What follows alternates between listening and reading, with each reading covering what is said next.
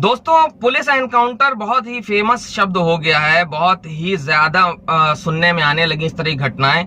और ये जो चीजें हैं एनकाउंटर वगैरह, ये आज से नहीं, बहुत पहले से चला आ रहा है ये सारा सिस्टम, अपराधियों का एनकाउंटर कर दिया जाना।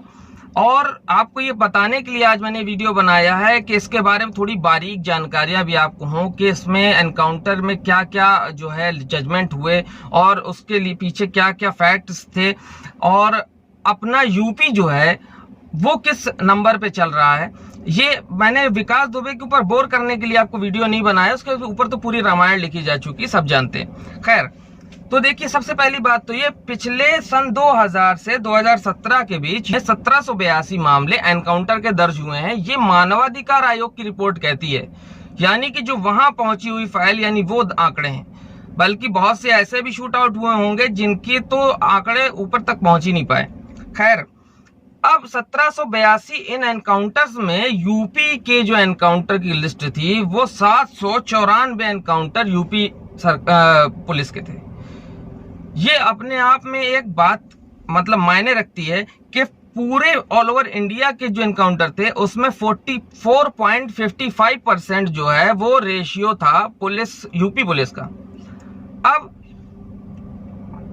अब आपको एक बात ये भी पता चलनी चाहिए कि अपने माननीय जो अभी करंट में मुख्यमंत्री हैं, उनकी सरकार में ये विकास दुबे का गैंगस्टर का जो शूट आउट हुआ है, ये 119वां एनकाउंटर है यूपी पुलिस का उनकी सरकार में। और अब ये होने के बाद फिर से शक के दायरे बढ़ने लगे हैं। वजह क्या है कि जो पुलिस ने कहानी पूरी सुनाई, रूपरेखा सुनाई, वो घटना स्थल के जो परिस्थितियां हैं उससे मेल नहीं खा रही। इसलिए ये तो बच्चा भी देख करके बोल रहा है, हर जगह आपने सुर्खियों में देख लिया होगा। इसमें कोई ये स्पेशल चीज मैं नहीं बता रहा हूँ, ठीक है। तो ये इस वजह से ये फिर शक के दायरे में आ गई। हालांकि एसआईटी की टीम भी गठित कर दी गई है, स्पेशल इन्वेस्टिगेशन टीम जो है वो गठित कर दी गई है। उसने उसके बिकरू गांव में जाकर के जानकारियां कलेक्ट करना शुरू कर दी। 19 दिन का टाइम दिया गया, उनकी टाइमलाइन है। हालांकि उसने एक्सटेंड करने के लिए भी बोला है कि इसमें थोड़ा सा वक्त हमें चाहिए। हर जगह के बयान दर्ज हो रहे हैं, ये सारी चीजें प्रक्रिया में चल रही हैं। बहरहाल रिजल्ट क्या होता है ये देखा जाएगा। और बहुत से ऐसे अनुरोध किए गए हैं सुप्रीम कोर्ट में कि पीआईएल दर्ज करके इस मामले की गहन जांच कर संज्ञान लिया जाए। ये अनुरोध भी पहुंच रहे हैं। और सुप्रीम कोर्ट का इसमें एक बहुत ही बढ़िया जजमेंट भी है जो इस पूरी प्रक्रिया को निर्धारित करता है। ये जो है जजमेंट था PUCAL बनाम स्टेट ऑफ महाराष्ट्र का केस था। और इसको 2014 में जो उस वक्त के चीफ जस्टिस थे RM लोढ़ा जी ने, उन्होंने ये जजमेंट दिया था। इसमें उन्होंने कहा था क्लियरली, मैं आपको पॉइंट वाइज बताता हूं कि सबसे पहले अगर इस तरह कोई मामले हों तो उसमें FIR दर्ज हो।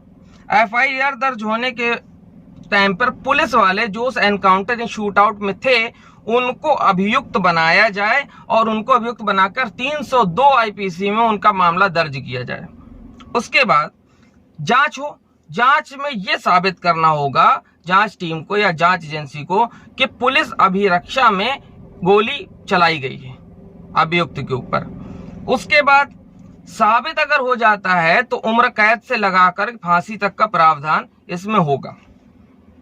ये जो जजमेंट था, तो एनकाउंटर किसमें यह भी बोला गया कि एनकाउंटर के बाद FIR के बाद CRPC 157-158 के तहत अदालत में तत्काल जो है फाइल को भेजा जाए।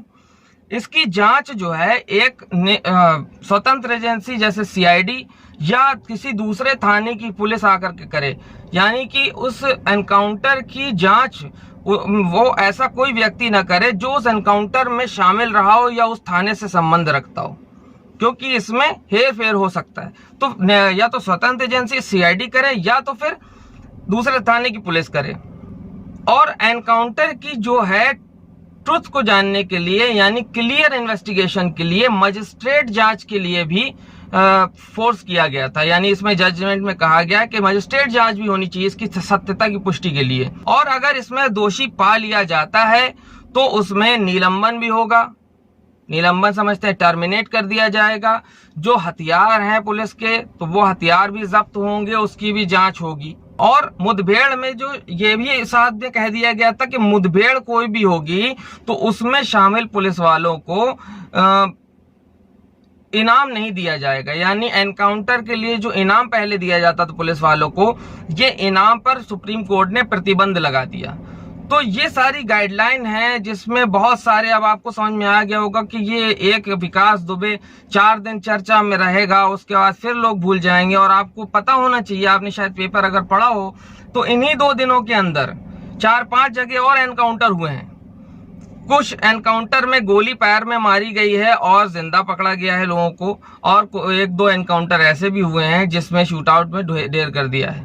तो इस दौरान जब हम और आप सब विकास दुबे की कहानी पढ़ने में बिजी थे, उस वक्त आपने पेपर अगर देखा हो तो वहां पर छोटे छोटे शॉट्स आए हैं कि वहां पे और भी जगह मुठभेड़ें या एनकाउंटर किए गए हैं। तो दोस्तों ये जो कहानी है, ये इसका मतलब सिर्फ ये है कि एनकाउंटर ये बहुत समय से चले आ रहे हैं। ये वो आंकड़े जो दिखाए जाते हैं वो मानवाधिकार आयोग के आंकड़े हैं, मैं अपनी तरफ से नहीं बता रहा, या मैं ये भी नहीं कह रहा हूं कि पुलिस गलत है। लेकिन आखिर इतने एनकाउंटर हो रहे हैं तो उसके पीछे, और आपको बता दें कि सजाएं भी मिली हैं। इसमें मैं आपको 2-3 मामले बताता हूं कि जो चर्चित मामले थे जिसमें पुलिस वालों को सजा हुई है। तो सबसे पहला एक है 1991 में पीलीभीत में एनकाउंटर किया गया था। 11 सिख तीर्थयात्री थे, उनसे मुठभेड़ में उनको मार दिया गया था। इस एनकाउंटर की सीबीआई जांच हुई और इसमें 47 पुलिस वालों को दोषी करार दिया गया, इसमें उनको सजा हुई। दूसरा मामला है 2009 में देहरादून में एक छात्र का जो है एनकाउंटर किया था पुलिस ने, उसमें भी जांच हुई और 7 पुलिस अफसरों को उसमें उम्र कैद की सजा हुई थी। नौकरी भी गई, उम्र कैद की भी सजा हुई।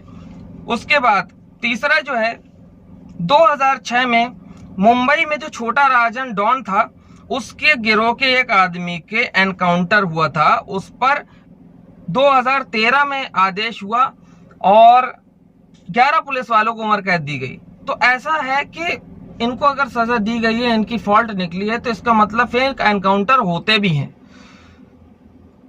मैं कानपुर पुलिस के ऊपर कोई एलिगेशन नहीं लगा रहा, ना सवाल उठा रहा हूं। जिस अपराधी को मारा गया वो तो बहुत ही बेरहम और बेहुदा अपराधी था, तो उसके साथ सजा तो उसको सख्त से सख्त मिलनी चाहिए थी। बात आती है जो प्रोसीजर फॉलो किया जाता है, सजा उसको देनी थी। जुडिशरी बैठी हुई है, वो अपना पूरा सब देखती है। खैर पुलिस ने जो भी देखा, जो भी किया, मौके को, नजाकत को ध्यान में रखते हुए अगर किया तो जाहिर सी बात है एसआईटी की टीम उसकी जांच कर रही है। अगर उसमें देखिए क्या रिजल्ट आते हैं सामने, ये भी 19 दिन के बाद क्लियर हो जाएगा। डेली अपडेट तो खैर इस पे आ ही रहे हैं।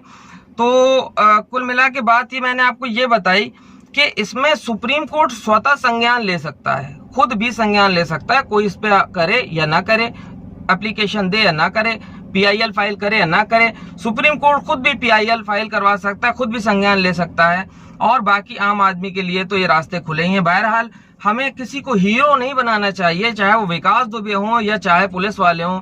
हमें तो सिर्फ ये देखना है क्या सही है और क्या गलत है। अगर हम गलत हैं तो हम अपने आप को भी स्वीकार करेंगे कि हम गलत हैं, अगर अपराधी है तो वो तो गलत है ही। ठीक है, तो दोस्तों उम्मीद करता हूँ वीडियो आपको पसंद आया होगा और आज थोड़ा सा एनकाउंटर की गहराई में जाने का आपको मौका मिला होगा। अगर वीडियो आपको पसंद आया है तो इसको लाइक करें, शेयर करें और साथ में कमेंट करके और भी सवाल करें। मैं आपको दोस्त फरहान अख्तर एक बार से फिर हैव अ ग्रेट डे।